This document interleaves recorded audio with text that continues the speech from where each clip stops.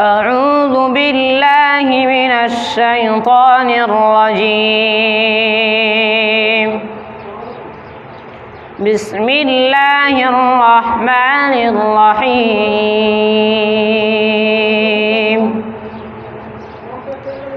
فمنهم من آمن به ومنهم من صد عنه وكفى بجهنم سعيرا.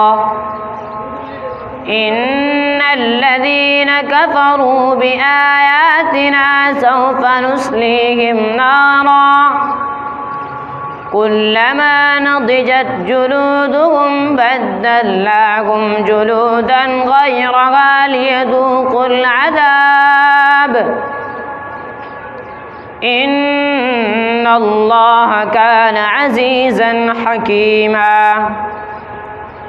والذين آمنوا وعملوا الصالحات سندخلهم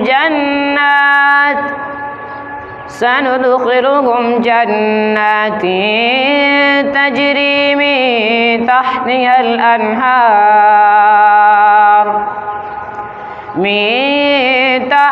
الأنهار خالدين فيها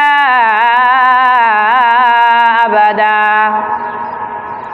لهم فيها أزواج مطهرة وندخلهم ظلا ظليلا. إن الله يأمركم أن تؤدوا الأمانات إلى أهلها